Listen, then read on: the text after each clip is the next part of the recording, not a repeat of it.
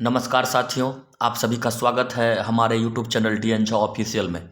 साथियों, यदि आप एक शिक्षक हैं अथवा शिक्षक अभ्यर्थी है, सक्षमता परीक्षा, बिहार शिक्षक भर्ती परीक्षा अथवा किसी भी अन्य प्रतियोगी परीक्षा की तैयारी करते हैं तो आप हमारे चैनल को सब्सक्राइब कर लें।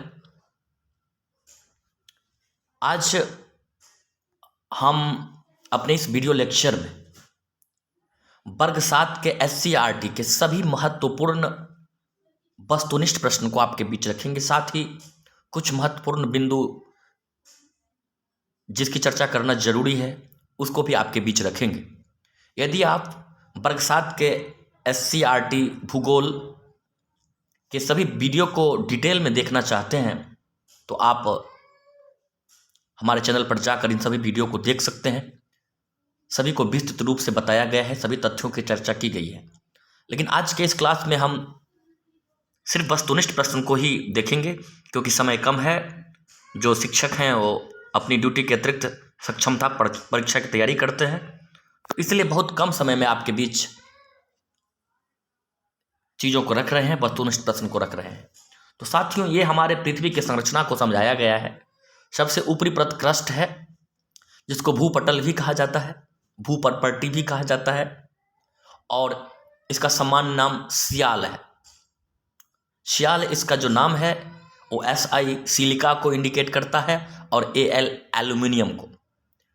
तो भूपर्पटी में सिलिका और एल्यूमिनियम की अधिकता होती है, इसलिए इसका नाम सियाल है।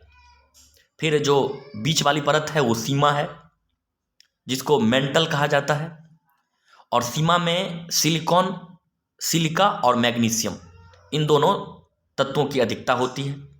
और सबसे नीचे का जो हिस्सा है जो आप काले कलर से देख रहे हैं वो नीफे है। Ni निकेल को दर्शाता है और Fe लोहा को। इसमें निकेल और लोहा की अधिकता होती है और ये पृथ्वी की सबसे आंतरिक भाग है। दूसरा महत्वपूर्ण बिंदु, पृथ्वी में नीचे की ओर जाने पर प्रति 32 मीटर की गहराई पर 1 डिग्री सेल्सियस तापमान बढ़ता है। पृथ्वी के नीचे अगर आप जाते हैं तो तापमान बढ़ता है और 32 मीटर की ऊंचाई पर 1 डिग्री सेल्सियस तापमान में वृद्धि होती है। अब जो इससे बनने वाले महत्वपूर्ण प्रश्न है उसको देखते हैं साथियों। नीफे में होता है तो लोहा और निकेल, तो यहां ऑप्शन में लोहा है, इसलिए आंसर लोहा होगा। भूपर्पटी में ऊपरी हिस्सा कहलाता है सियाल, सिलिकॉन और एल्यूमिनियम की अधिकता होती है। क्रोड है तो पृथ्वी की निचली परत, आप जानते हैं, चर्चा हमने की है। भूपर्पटी को भूपटल भी कहा जाता है। पृथ्वी के अंदर प्रति 32 मीटर की गहराई पर तापमान 1 डिग्री सेल्सियस बढ़ जाता है। पृथ्वी के बीच की परत को सीमा कहा जाता है, मेंटल भी कहा जाता है।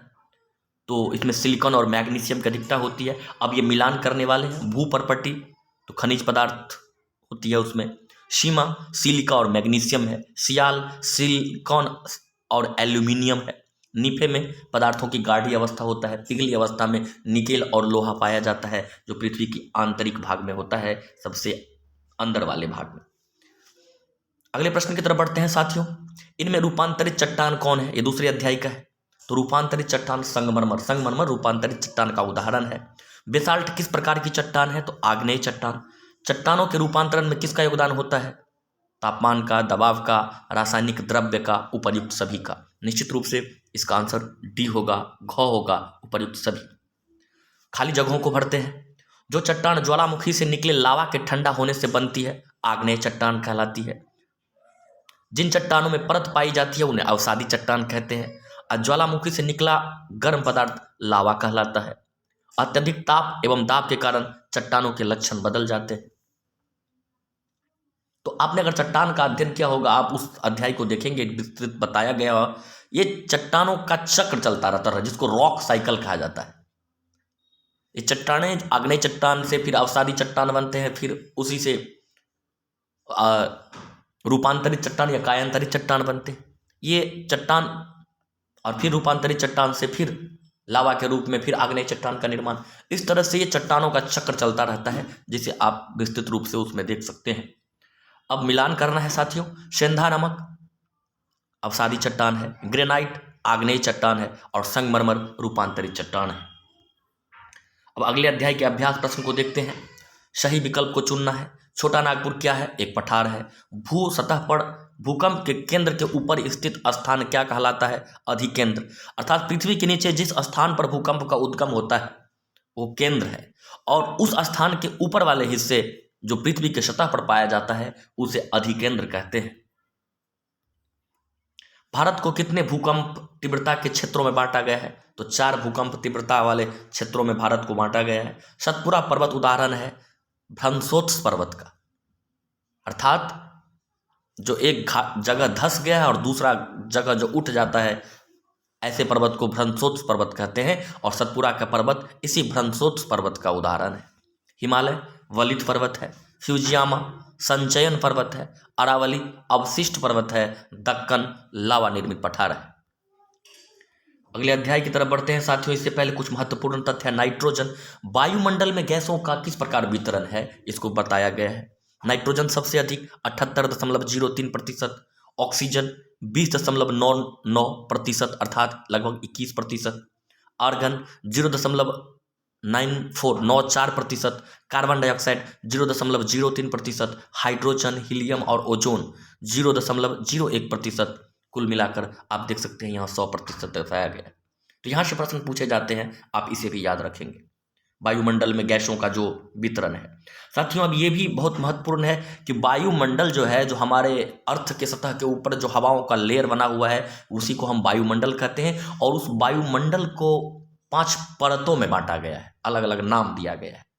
सबसे नीचे वाले क्षोभ मंडल, फिर समताप मंडल, मध्य मंडल, बाह्य मंडल, बहिर्मंडल। विस्तृत रूप से आप इसको अगर देखना चाहते हैं तो हमारे इस चैनल पर जा करके बहुत जो डिस्क्रिप्शन दिया हुआ है उसमें आप चैनल पर जाएंगे तो डिटेल में सभी चैप्टर को समझाया गया, उसे आप देख सकते हैं। पृथ्वी की सतह से ऊपर की ओर जाने पर सांस लेना कठिन होता है, क्योंकि वातावरण में ऑक्सीजन की मात्रा कम जाती है। जो जो हम ऊपर जाते हैं वायु की मात्रा सघनता घटती है, उसमें ऑक्सीजन की भी मात्रा घटती है, इसलिए सांस लेना कठिन होता है। पहले कौन सा भाग गर्म होता है? स्थल की सतह। स्थल ही पहले, जल बाद में होगा, पर्वतीय भाग भी बाद में होगा, वायुमंडल भी बाद में होगा। पहले सतह, पृथ्वी की जो सतह है स्थल की, वो गर्म होता है। वायुमंडल में ऑक्सीजन की मात्रा 20.99%। अगर ऑप्शन में 21 रहेगा तो भी आप उसे टिक कर सकते हैं। वायुमंडल की सबसे पहली परत है क्षोभ मंडल। रेडियो तरंगें किस परत से परावर्तित होकर पृथ्वी पर वापस लौटती है? आयन मंडल से। अवरिक्त स्थान को भरना है। समताप मंडल का आरंभ क्षोभ मंडल के बाद होता है। बाह्य मंडल का फैलाव 450 से लेकर 1000 किलोमीटर तक है। बाह्य मंडल का फैलाव 450 से लेकर 1000 किलोमीटर तक इसका फैलाव है। हल्की गैसें बहिर्मंडल से अंतरिक्ष में तैरती है। सबसे अंतिम मंडल जो है वो बहिर्मंडल है, और उसके बाद गैस हल्की होकर के अंतरिक्ष में तैरने लगती है। वायुमंडल का विस्तार पृथ्वी की सतह से 1000 किलोमीटर की ऊंचाई तक है। सतह से 1000 किलोमीटर तक वायुमंडल का विस्तार है, अर्थात वायु पाया जाता है। वायुमंडल में सबसे अधिक नाइट्रोजन गैस पाई जाती है। तापमान बढ़ने से समुद्र के जल स्तर में वृद्धि हो रही है। कार्बन डाइऑक्साइड गैस को ग्रीन हाउस गैस कहते हैं। आप साथ ही इसे याद रखेंगे। अब आगे बढ़ते हैं। इससे पहले कुछ तथ्य है, उसको तो जल चक्र। जो आप देखते हैं कि जो जल है नदियों में, तालाबों में, महासागरों में, ये वाष्पित होकर जलवाष्प के रूप में ऊपर चले जाते हैं। फिर ठंडा होने पर ये बूंदों का निर्माण करते हैं, जिसे संघनन की क्रिया कहा जाता है, और संघनित होकर बादलों का निर्माण कर लेते हैं, और फिर बारिश के रूप में धरती पर आती है। तो इस तरह से जल का जो चक्र चलता है उसी को जल चक्र कहते हैं। और जो पृथ्वी के अंदर जो जल का स्तर है उसको बनाने में इस जल चक्र का बहुत महत्वपूर्ण योगदान है, आप इसे याद रखेंगे। अब है कांवर झील। तो कांवर झील बेगूसराय में है, इसे याद रखेंगे। अब बरैला झील लखीसराय में। अब बहुविकल्पीय प्रश्न को देखते हैं। पृथ्वी पर जलमंडल का हिस्सा है 71%। मुंबई किस सागर के किनारे स्थित है? निश्चित रूप से भारत के पश्चिम में अरब सागर के किनारे मुंबई स्थित है। चंद्रमा के गुरुत्वाकर्षण से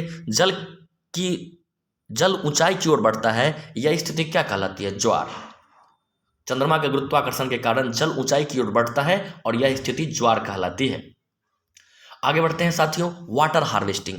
तो वर्षा के जल का जो संचय करना होता है, उसको संचय करके विभिन्न कामों में उपयोग में लाना, यही वाटर हार्वेस्टिंग होता है। और गुजरात के काठियावाड़ के रहने वाले हैं राजेंद्र सिंह, जो एक ऐसे क्षेत्र जहाँ पर बिल्कुल जल के अभाव के कारण खेती नहीं होती थी, वो वाटर हार्वेस्टिंग के जरिए जल का संचय करते हैं। इस जल के संचय से वहाँ पर अच्छी खेती होने लगती है और जल के संचय के कारण भूमिगत जल का स्तर भी ऊंचा उठता है और इनके इस काम के लिए उसे मैग्सेसे पुरस्कार भी प्रदान किया गया है। इनमें से कौन झील है? फतेह सागर झील है साथियों। लाल सागर, काला सागर, अरब सागर ये झील नहीं है, फतेह सागर झील है, इसे याद रखेंगे। नदी का जल समुद्र में गिरकर खारा हो जाता है। ज्वार भाटा समुद्र में होता है, 24 घंटा में 2 बार होता है। ज्वार भाटा समुद्र में आता है और 24 घंटा में 2 बार आता है। ज्वार भाटा सूर्य एवं चंद्रमा के गुरुत्वाकर्षण बल के कारण होता है। जल संरक्षण दिवस 22 मार्च को मनाया जाता है, आप लोग इसे याद रखेंगे। और 22 मार्च को तो बिहार दिवस भी मनाया जाता है। अब है महत्वपूर्ण तथ्य, आगे प्रश्न पर बढ़ने से पहले, पर्यावरण और पारितंत्र। तो हमारे आसपास जो जैविक और अजैविक घटक है उन सभी का संपूर्ण योग पर्यावरण कहलाता है। जैविक, अजैविक, जल, वायु, पेड़ पौधे, ये सभी पर्यावरण के हिस्से हैं जिसमें जैविक एवं अजैविक दोनों घटक है। अब पारितंत्र क्या है? इस पर्यावरण में जो सभी सजीवों का आपस में जो एक दूसरे पर निर्भरता है, सभी सजीवों का आपस में एक दूसरे पर, सजीवों के अतिरिक्त जो अजैव घटक, निर्जीव, इन सभी का जो आपस में एक दूसरे पर निर्भरता है उसी को पारितंत्र कहा जाता है। तो पर्यावरण और पारितंत्र, इसे आप समझ गए होंगे। अब बढ़ते हैं बहुविकल्पी प्रश्न की तरफ। इनमें कौन सी प्राकृतिक पर्यावरण की वस्तु है? तो जल। पर्यावरण कितने प्रकार का होता है? 2 प्रकार का, प्राकृतिक पर्यावरण, मानव निर्मित पर्यावरण। पृथ्वी के चारों ओर क्या है? तो पृथ्वी के चारों ओर वायु है। वायु पृथ्वी के चारों ओर एक परत के रूप में है साथियों, और उसके कई परत हैं जिसको वायुमंडल कहा जाता है, जिसकी हमने चर्चा की भी है। खाली जगह को भरते हैं। पेड़ पौधे एवं जीव मिलकर प्राकृतिक पर्यावरण बनाते हैं। पेड़ पौधे, जीव जंतु जैव पर्यावरण के अंग है। मनुष्य ने अपनी आवश्यकता की पूर्ति के लिए चीजों को बनाया है। अगले अध्याय के प्रश्न को देखते हैं। इससे पहले ग्लोबल वार्मिंग, जिसको भूमंडलीय तापन कहते हैं। आज विश्व में पर्यावरण प्रदूषण के कारण पृथ्वी का तापमान बढ़ रहा है और इसी बढ़ते हुए तापमान को जो एक वर्ड में नाम दिया गया है ग्लोबल वार्मिंग। और इस ग्लोबल वार्मिंग यानी भूतापन की वजह से जो बर्फ है, ध्रुवों पर जो बर्फ है वो पिघल रही है और उसके पिघलने से हो सकता है कि भविष्य में समुद्र का जल स्तर ऊंचा उठ जाए और समुद्र के किनारे जो भी शहर है, नगर है और जो भी मानव की जो सभ्यताएं हैं उस पर खतरा हो सकता है। यही ग्लोबल वार्मिंग है कि भूमंडलीय तापन यानी कार्बन डाइऑक्साइड सहित अन्य गैसों की वृद्धि हो रही है पर्यावरण प्रदूषण के कारण, और इससे पृथ्वी के तापमान में वृद्धि होना ग्लोबल वार्मिंग है। जल प्रदूषण हो रहा है तो पानी में दूषित पदार्थ मिलने से, बिल्कुल साथियों। ऐसे भी प्रश्न है जिसे आप अपने देखेंगे विवेक से तो उसका आंसर लगा सकते हैं। नदी तालाब के पानी की शुद्धता हो सकती है मछली पालने से, तोता पालने से नहीं होगा, मच्छर पालने से भी नहीं होगा, बत्तख पालने से भी नहीं होगा। वैसे बत्तख कुछ काम करते हैं लेकिन इसमें बेटर ऑप्शन मछली पालने से होगा। नदी तालाब के पानी की शुद्धता मछली पालने से होगा क्योंकि मछलियां पानी में ही ज़्यादातर रहती है। और आगे बढ़ते हैं। बढ़ती जनसंख्या के कारण हो रहा है, वृक्षों का तेजी से कटाव हो रहा है, भवनों का निर्माण हो रहा है, आधारभूत संरचना का निर्माण हो रहा है। उपयुक्त सभी ही इसका आंसर होगा। पर्यावरण संरक्षण के लिए क्या किया जाना चाहिए?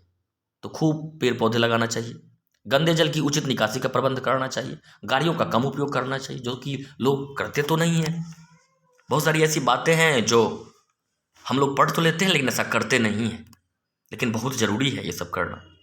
अनावश्यक ही हम लोग गाड़ी का उपयोग करते हैं, बहुत सारे लोग करते हैं, पेड़ पौधे तो लगाते नहीं हैं। जल निकासी की कोई व्यवस्था, उस पर गवर्नमेंट भी उचित जो करना चाहती है कार्य, उसमें सही से काम हो नहीं पा रहा है। तो निश्चित रूप से हमें ये सभी करनी चाहिए।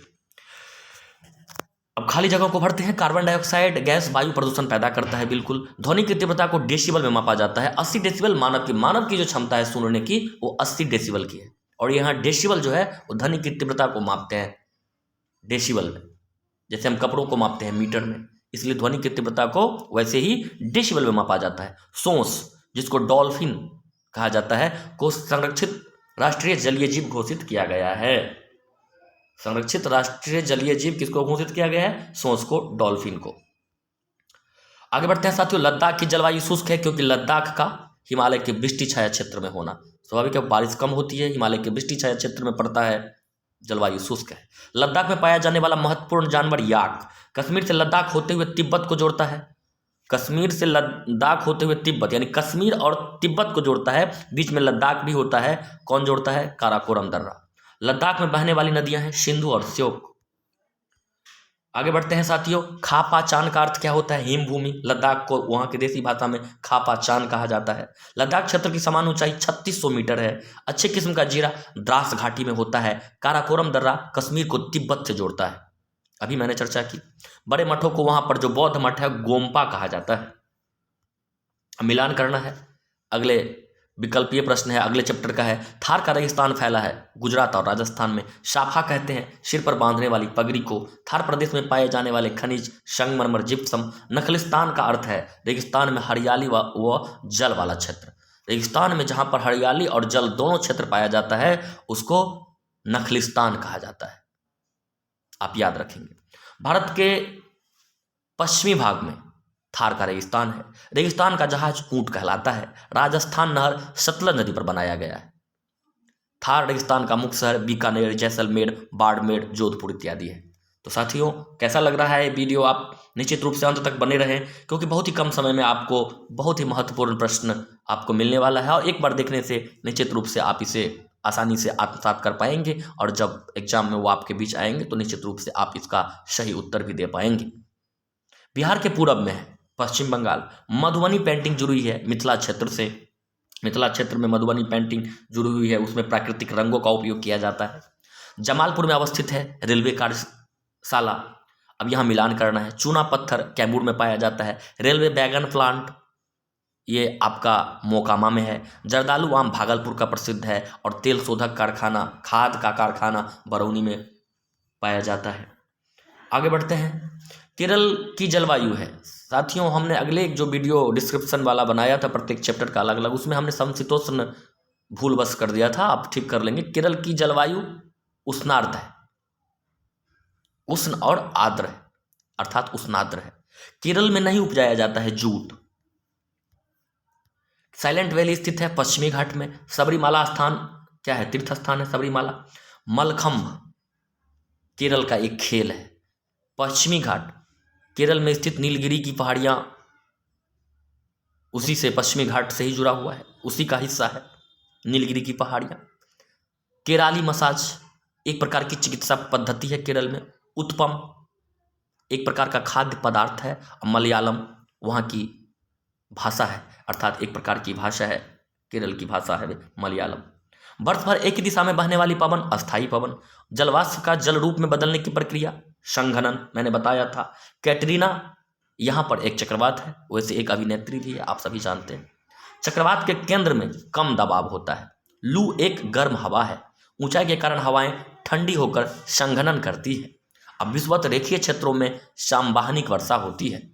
संवाहनिक वर्षा होती है। अब हम आ गए हैं साथियों अपने अंतिम अध्याय की तरफ। 13वें अध्याय है इसका। दैनिक तापमान सेल्सियस में मापते हैं और शरीर का तापमान फ़ारेनहाइट में मापते हैं।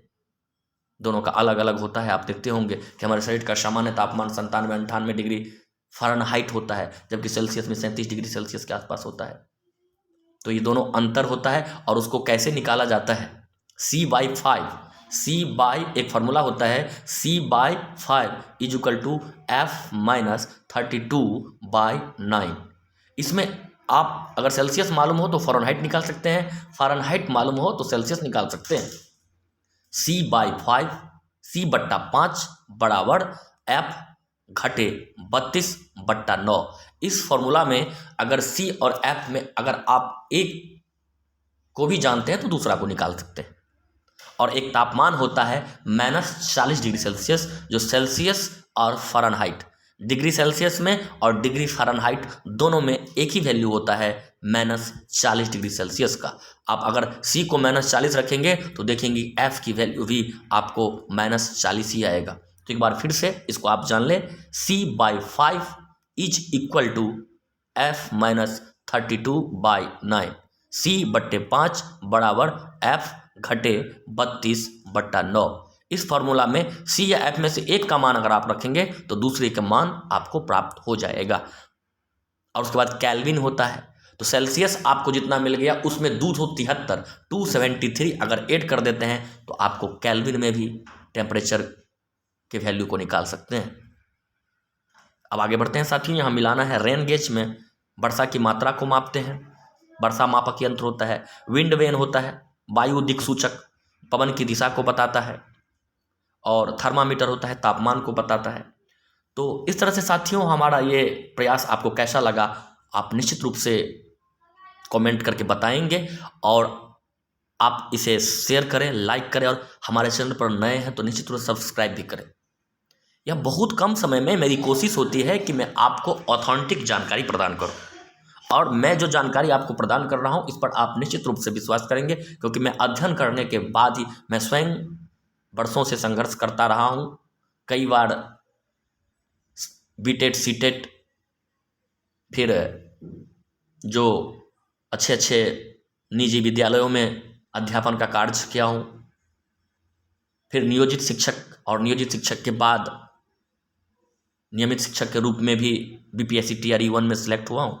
तो मेरी कोशिश ये है कि मैं आपको कम समय में अच्छी जानकारी दूँ। तो साथियों आप निश्चित रूप से ये वीडियो कैसा लगा इस पर अपना वक्तव्य अवश्य दें, कमेंट करें, और चैनल को लाइक, शेयर और सब्सक्राइब करें। वीडियो को अंत तक सुनने के लिए आप सभी का हृदय से धन्यवाद।